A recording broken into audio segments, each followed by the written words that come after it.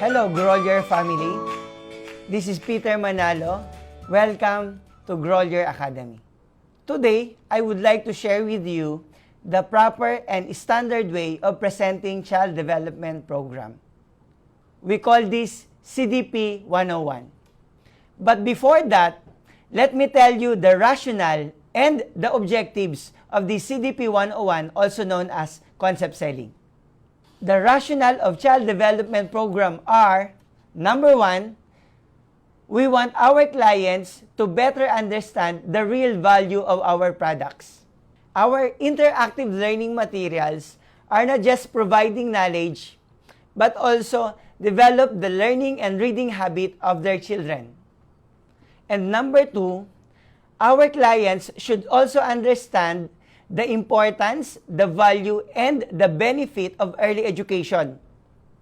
Maximize the child's formative years to become successful in school and in their future. The objectives of CDP are, we, including our products, should establish strong attachment to our clients so as to minimize the possible negative objections. This presentation will make your closing easy and encourage your client to get more products for their children. Without further ado, this is CDP 101.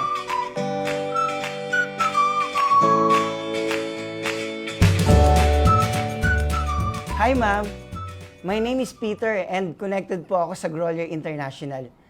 Ma'am, may gusto lang po sana ako i-share sa inyo na information, isang programa na pwede pong makatulong ng malaki para sa inyong mga anak.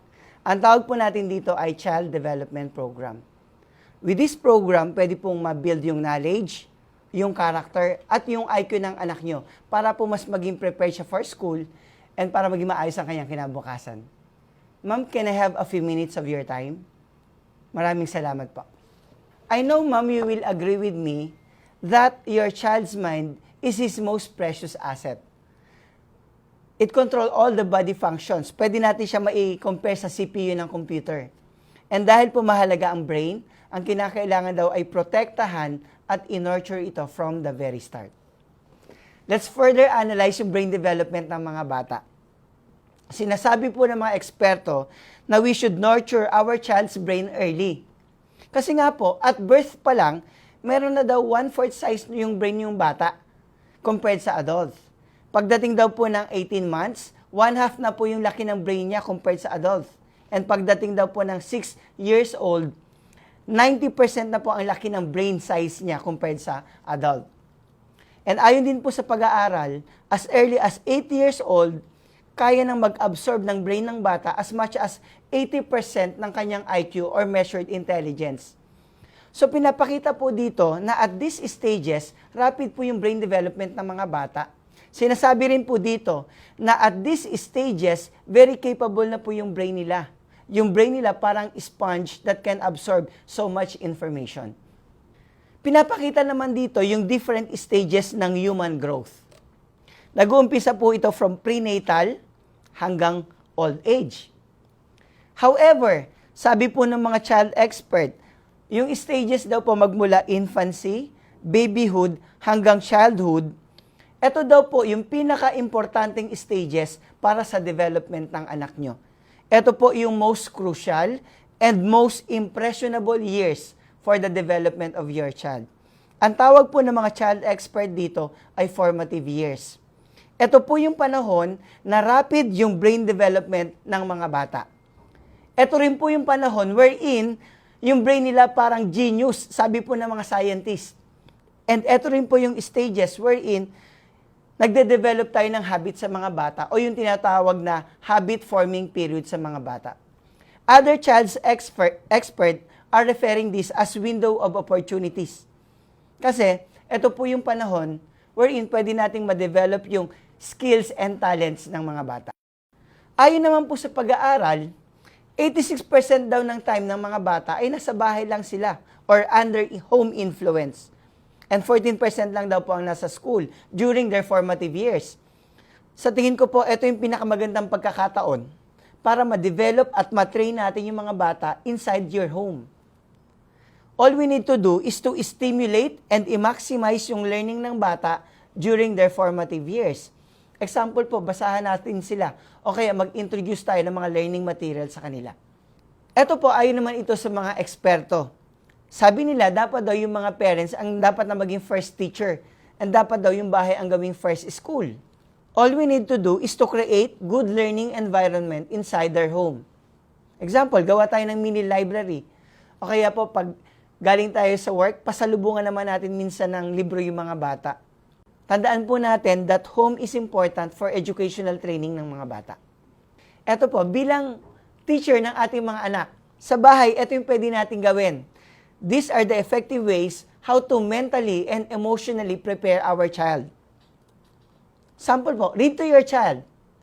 Kapag binabasahan po natin yung bata, nai-inculcate na rin po sa kanila yung good listening habit. And at the same time, pag binabasahan natin yung bata, nade-develop na rin po sa kanila yung kanilang vocabulary.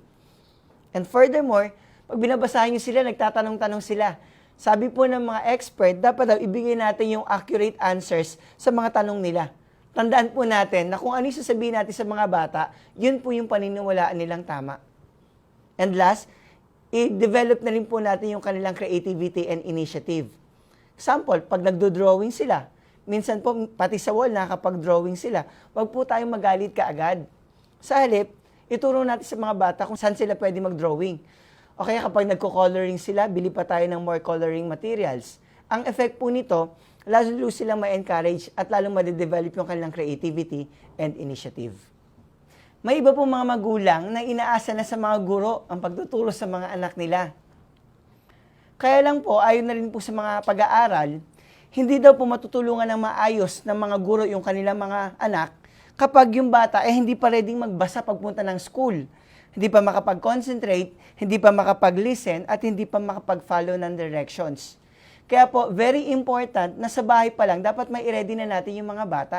Kapag may i-ready natin yung mga bata sa bahay pa lang, pagpunta niya ng school, mamamaximize niya yung tinuturo ng teacher.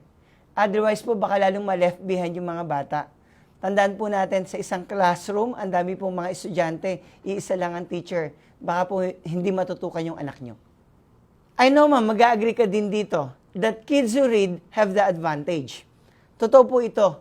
Kasi reading is the foundation of all learning. An expert said, the more you read, the more you become successful.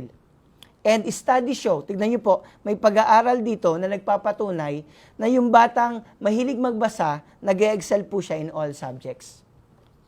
Kaya lang, ma'am, napakahalaga po ng tulong ninyo. Alam ko po, busy kayo, alam ko may work kayo. Kaya lang yung mga child expert na rin ang nagsasabi that parents' support is crucial. Your help will inspire your child para po maging eager silang matuto. And yung batang eager matuto, pagpunta niya ng school, magkakaroon po yan ng better grades. Kapag maganda po yung grades niya sa school, mabuboost po yung kanyang confidence and eventually become successful in life. Tandaan po natin, your support, your help, are very important ingredients para sa success ng anak nyo. Sabi rin po ng mga eksperto, we need to invest in a solid educational foundation. Sa Pilipinas daw po, may 2 educational support method na fina-follow yung mga magulang sa pagpapaaral ng mga anak nila. May mga magulang na hindi masyadong binibigyan ng pansin yung preschool and elementary years ng education ng mga anak nila. Kasi nasa isip nila, bata pa naman eh. Pabayaan mo muna maglaro, pabayaan mo muna mag-enjoy ng kanyang pagkabata. Pag-iipunan ko na lang yung college ng anak ko kasi nga malaki na yung gagastusin doon. Kaya lang po, we consider this as a weak educational foundation. Bakit? Kasi nga po, hindi natin masyadong binigyan ng pansin yung preschool and elementary. Baka po hindi ma-develop yung right habit sa mga bata. Yung tinatawag na right learning and reading habit sa mga bata. And kapag mangyari yon, pagpunta po ng high school, baka mahirapan na sa pag-aaral yung bata.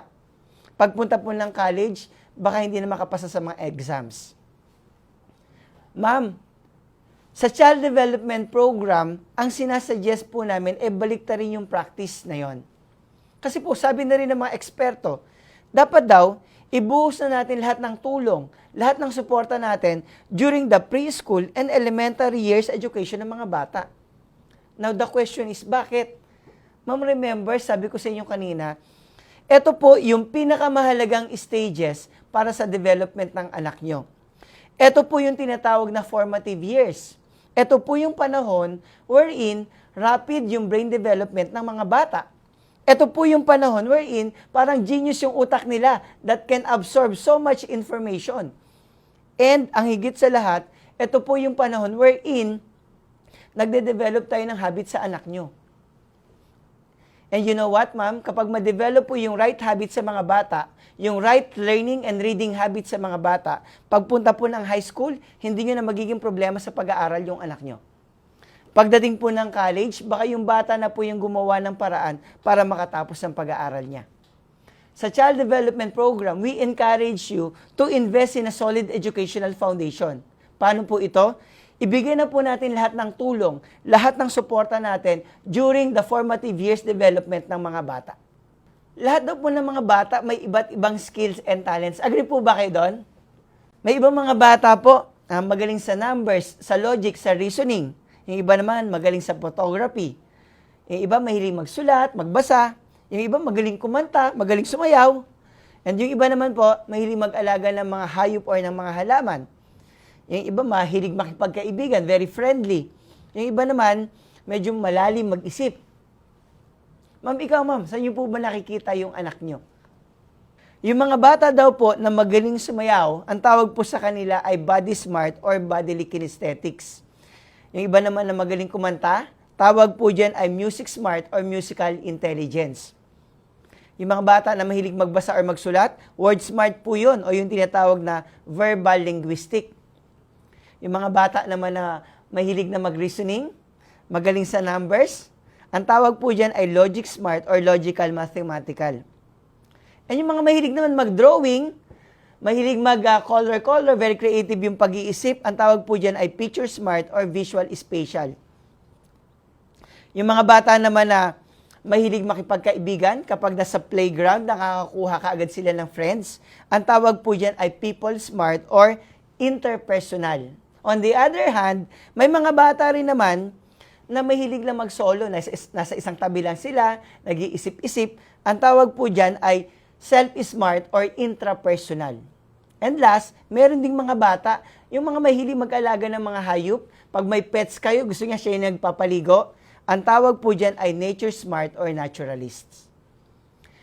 Ayon po ito kay Howard Gardner, isang famous psychologist and professor po sa Harvard University. Siya po yung nag-conceptualize ng theory of multiple intelligence.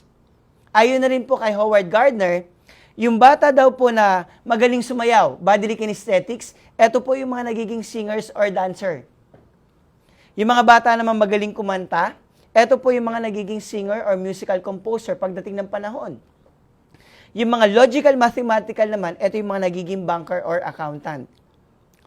Yung visual spatial, ito yung mga nagiging architects or engineers.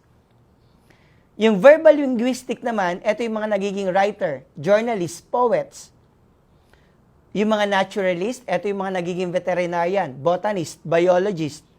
Yung interpersonal, ito naman po yung mga nagiging politician, mga nagiging teacher, o kaya yung mga nagiging salesperson. And yung intrapersonal, ito naman po yung mga nagiging priest, psychiatrist, psychologist. Ma'am, tanong ko lang po, ano po ba gusto mong maging yung anak mo pagdating ng panahon? Ano po yung pangarap mo sa kanya? Ma'am, siya nga pala, ulitin ko lang po, ako po ulit si Peter. And connected po ako sa Grolier International. Kilala po kami ngayon bilang in-home learning expert. Dati po, kilala kami as knowledge experts provider.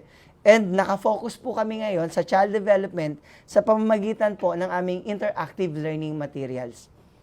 Ma'am, by the way, yung aming interactive learning materials ay pwede pong makatulong para lalo pang ma-enhance, lalo pang ma-develop yung multiple intelligence ng anak niyo.